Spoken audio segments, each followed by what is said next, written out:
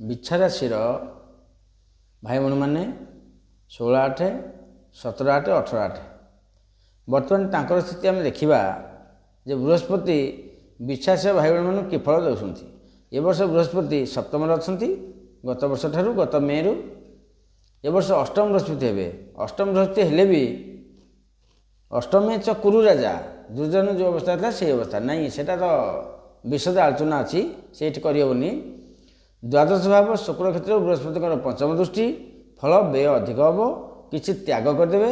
ଧରନ୍ତୁ ଭାଇ ଜାଗା ଦେଉଛି ଆଉ ଦୁଇ ହାତ ଜାଗା ଅଛି ତାର ଆଡ଼ିକି ନେବାକୁ, ସେ କହୁଛି ମୁଁ ଜବରଦସ୍ତି ନେବି, ଯା ନେଇ ଯା, ଛାଡ଼ିଦେବେ, କିଛି ଅସୁବିଧା ନାହିଁ, ସେ ନେଉ, ଛାଡ଼ିଦେବେ, ସେଥିରେ ଧର୍ମ ଅଛି, ତ୍ୟାଗ କରିବେ।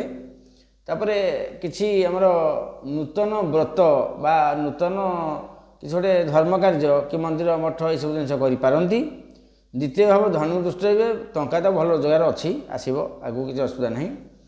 ସୁଖ ଭୋଗ ହେବ, ଉତ୍ତମ ଧନର ଅଧିକାରୀ ହେବେ, କୁଟୁମ୍ବରେ ବହୁତ ସୁଖ ପାଇବେ। ଧନର ନିଶ୍ଚୟ ଶୁଭ ଫଳ ଆପଣ ମେ ପରେ ପାଇବେ। ବିଛା ରାଶି ବାଲା ଯାହାର ଯେଉଁ ଧନ ରୋଜଗାର କରିବାକୁ ଇଚ୍ଛା ଅଛି, କିଏ ବିଦ୍ୟା ଧନ, କିଏ ହେଉଛି ବର୍ତ୍ତମାନ ଗୋଟେ ଗ୍ୟାରେଜ କରିବ, ସେ ଧନ ବିଦ୍ୟା ଜନିତ ଧନ ଏବଂ ଆମର ପଇସା ପତ୍ର ଧନ ଏସବୁ ପରେ ଠିକ୍ ଆସିବ, କିଛି ଅସୁବିଧା ନାହିଁ।